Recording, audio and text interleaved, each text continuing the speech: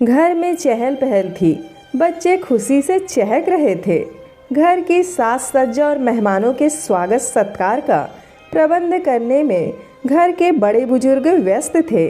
किंतु अंकिता का मन उदास था। उसे कुछ भी अच्छा नहीं लग रहा था। दरअसल आज उसकी सगाई थी। घर की महिलाएं बार बार उसे साज श्रृंगार के लिए कह रही थी, लेकिन वह चुपचाप खिड़की से बाहर देख रही थी। उसे कुछ सूझ नहीं रहा था कि क्या करे। 2 महीने पहले जब उसकी शादी तय हुई थी तो वह खूब रोई थी। वह किसी और को चाहती थी, लेकिन उसके माता पिता ने उससे पूछे बगैर एक व्यवसायी से उसकी शादी पक्की कर दी थी। वह अभी शहर में हॉस्टल में रहकर बीएड कर रही थी। वहीं अपने साथ पढ़ने वाले अजय को वह दिल दे बैठी थी, लेकिन उसने यह बात अपने माता पिता को नहीं बताई थी, क्योंकि वह खुद या अजय अभी अपने पैर पर खड़े नहीं हो पाए थे। पढ़ाई पूरी होने में भी 2 साल बाकी थे, इसलिए वह चाहती थी कि शादी 2 साल के लिए किसी तरह से रुकवा ले। उसने सोचा कि जब परिस्थितियाँ ठीक हो जाएगी तो मन की बात अपने माता पिता को बताकर अजय के लिए उन्हें राजी कर लेगी। इसलिए पिछली छुट्टी में वह घर आई। तभी अपनी शादी की बात पक्की होने की सूचना पाकर खूब रोई थी। शादी के लिए मना कर दिया था, लेकिन किसी ने उसकी एक न सुनी। पिताजी तो एकदम भड़क गए और चिल्लाते हुए बोले थे, शादी वहीं होगी जहां मैं चाहूँगा। अजय को उसने फ़ोन पर ये बातें बताई थी। वह घबरा गया था। उसने कहा था, अंकिता तुम शादी के लिए मना कर दो। नहीं, यह इतना आसान नहीं है। पिताजी मानने को तैयार नहीं है, लेकिन मैं कैसे रहूँगा? अकेला हो जाऊँगा तुम्हारे बिना। मैं भी तुम्हारे बिना जी नहीं पाऊँगी अजय। अंकिता का गला भर आया था। एक काम करो, तुम पहले हॉस्टल आ जाओ, कोई उपाय निकालते हैं, अजय ने कहा था। मैं रेलवे स्टेशन पर तुम्हारा इंतजार करूँगा। 2 नंबर गेट पर मिलना, वहीं से दोनों हॉस्टल चलेंगे। उदास स्वर में अंकिता बोली थी, ठीक है, मैं 2 नंबर गेट पर तुम्हारा इंतजार करूंगी। तय योजना के अनुसार अंकिता रेल से उतरकर 2 नंबर गेट पर खड़ी हो गई। तभी एक कार आकर अंकिता के पास रुकी। उसमें से अजय बाहर निकला और अंकिता के गले लगकर बोला, मैं तुम्हारे बिना नहीं रह सकता। अंकिता रोआसी सी हो गई। अजय ने कहा, आओ गाड़ी में बैठकर बातें करते हैं। अजय कितना सच्चा है, अंकिता ने सोचा। तभी हॉस्टल जाने के लिए गाड़ी ले आया, नहीं तो ऑटो से 20 रुपए में पहुंचती। 2 किलोमीटर दूर है हॉस्टल। गाड़ी में बैठते ही अजय ने अंकिता का हाथ अपने हाथ में लेकर कहा, अंकिता मैं तुमसे प्यार करता हूँ। तुम नहीं मिली तो मैं जान दे दूंगा। कार सड़क पर दौड़ने लगी। अंकिता बोली, नहीं अजय, ऐसा नहीं करना। मैं तुम्हारी हूँ और हमेशा तुम्हारी ही रहूँगी। इसके लिए मैंने एक उपाय सोचा है, अजय ने कहा। क्या? अंकिता बोली, हम लोग शादी कर लेते हैं और अपनी नई जिंदगी शुरू करते हैं। अंकिता आश्चर्यचकित होकर बोली, यह क्या कह रहे हो? तुम्हारा दिमाग तो ठीक है ना? तुम्हें मुझ पर विश्वास नहीं है? तभी उसने ड्राइवर से कार रोकने को कहा। कार एक पुल पर पहुंच गई थी। नीचे नदी बह रही थी। अजय कार से बाहर आकर बोला, तुम शादी के लिए हाँ नहीं करोगी तो मैं इसी पुल से नदी में कूदकर जान दे दूंगा। यह कहकर अजय पुल की तरफ बढ़ने लगा। यह क्या कर रहे हो अजय? अंकिता घबरा गई। इस निर्णय पर वह कांप रही थी। उसकी समझ में नहीं आ रहा था कि क्या करे। न कहे तो प्यार टूट जाता और अजय जान दे देता, हाँ कहे तो माता पिता, रिश्तेदार और समाज के गुस्से का शिकार बनना पड़ेगा। क्या सोच रही हो? अजय ने पूछा। अंकिता बोली, यह सब अचानक और इतनी जल्दी ठीक नहीं है। मुझे कुछ सोचने समझने का समय तो दो। इसका मतलब तुम्हें मुझसे प्यार नहीं है? ठीक है, मत करो शादी, मैं भी जिंदा नहीं रहूँगा। अरे यह क्या कर रहे हो? मैं तैयार हूँ, लेकिन शादी कोई खेल नहीं है। कैसे शादी होगी? हम कहाँ रहेंगे? घर के लोग नाराज होंगे तो क्या करेंगे? हमारी पढ़ाई का क्या होगा? अंकिता ने कहा। तो मैं जीकर क्या करूँगा? चलो मैं तुम्हारी बात मानती हूँ, लेकिन जानना दो, यह कहकर उसने अजय को खींचकर वापस कार में बिठा दिया और खुद भी बगल में बैठकर बोली, लेकिन यह सब होगा कैसे? अंकिता के हाथों को अपने सीने से लगाकर अजय बोला, अगर तुम तैयार हो तो सब हो जाएगा, हम दोनों आज ही शादी करेंगे। अंकिता चकित रह गई। तुम इसकी चिंता मत करो, मैं सब संभाल लूँगा। एक बार शादी हो जाने दो, कुछ दिनों बाद सब मान जाएंगे।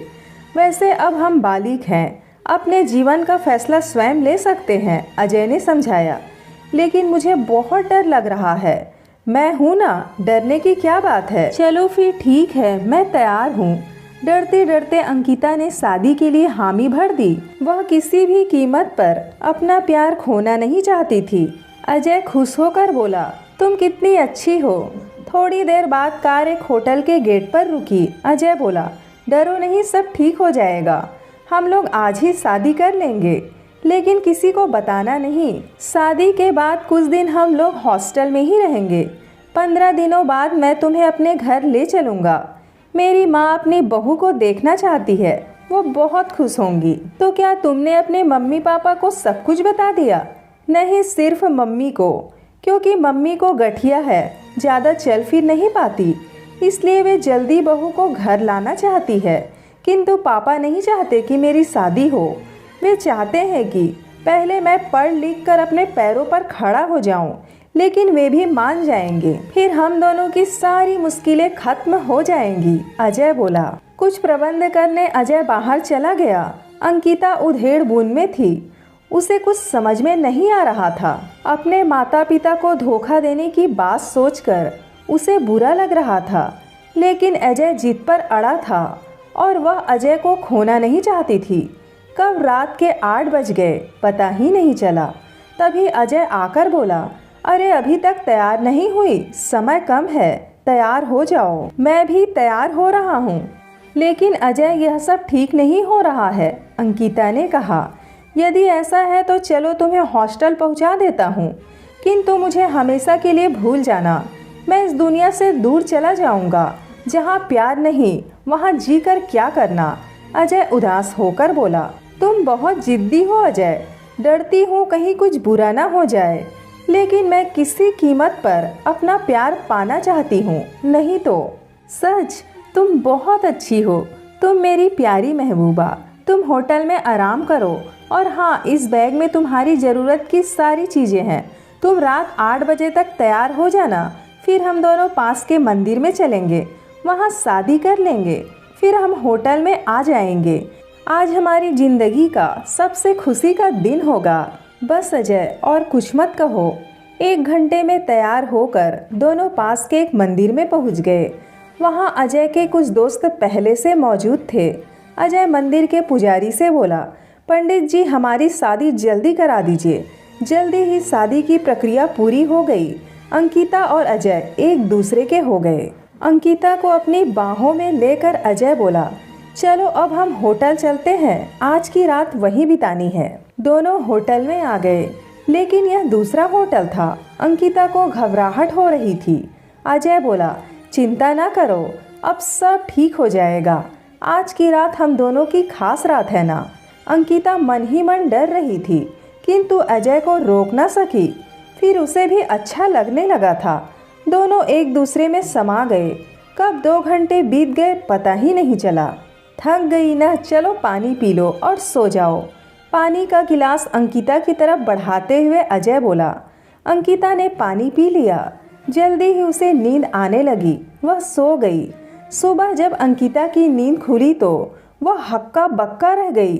उसके शरीर पर एक भी वस्त्र नहीं था। उसके मुंह से चीख निकल गई जब उसने देखा कि कमरे में अजय के अलावा 3 और लड़के थे और सब मुस्कुरा रहे थे। तभी अजय बोला, चुप रहो जाने मन, यहाँ तुम्हारी आवाज़ सुनने वाला कोई नहीं है। ज़्यादा इधर उधर की तो तेरी आवाज़ को हमेशा के लिए खामोश कर देंगे। यह तुमने अच्छा नहीं किया अजय। अपने शरीर को ढकने का प्रयास करती हुई अंकिता रोने लगी। तुमने मुझे बर्बाद कर दिया। मैं सबको बता दूंगी, पुलिस में शिकायत करूंगी। नहीं, तुम ऐसा नहीं करोगी, अन्यथा हम तुम्हें जिंदा नहीं छोड़ेंगे। वैसे ऐसा करोगी तो तुम खुद ही बदनाम होगी। कहकर अजय हंसने लगा। उसके दोस्त भी हंसने लगे। अंकिता का बदन टूट रहा था। उसके शरीर पर जगह जगह नोचने खसोटने के निशान थे। वह समझ गई कि रात में पानी में नशीला पदार्थ मिलाकर पिलाया था अजय ने। उसके बेहोश हो जाने पर सबने उसके साथ। अंकिता का रो रो कर बुरा हाल हो गया। अजय बोला, अब चुप हो जा, जो हो गया उसे भूल जा, इसी में तेरी भलाई है। और जल्दी से तैयार हो जा, तुझे हॉस्टल पहुंचा देता हूँ। और हाँ, किसी से कुछ कहना नहीं, वरना अंजाम अच्छा नहीं होगा। अंकिता को अपनी व अपने परिवार की खातिर चुप रहना पड़ा था। अरे खिड़की के बाहर क्या देख रही हो, जल्दी तैयार हो जा, मेहमान आने वाले होंगे। तभी माँ ने उसे झकझोरा तो वह पिछली यादों से वर्तमान में लौटी। वह प्यार नहीं धोखा था। उसने अपने मज़े के लिए मेरी सच्चाई और भावना का इस्तेमाल किया। अंकिता ने मन ही मन सोचा। अपने आंसू पोंछते हुए अंकिता बाथरूम में घुस गई। उसे अपनी नासमझी पर गुस्सा आ रहा था। अपनी जिंदगी का फैसला उसने दूसरे को करने का हक दे दिया था, जो उसकी भलाई के लिए जिम्मेदार नहीं था, इसलिए ऐसा हुआ। लेकिन अब कभी वह ऐसी भूल नहीं करेगी। मुंह पर पानी के छींटे मारकर वह अजय के दिए घाव दर्द को हल्का करने की कोशिश करने लगी। मेहमान आ रहे हैं, अब उसे नई जिंदगी शुरू करनी है। हाँ, नई जिंदगी। वह जल्दी जल्दी सजने संवरने लगी। सो दोस्तों, ये थी हमारी आज की कहानी।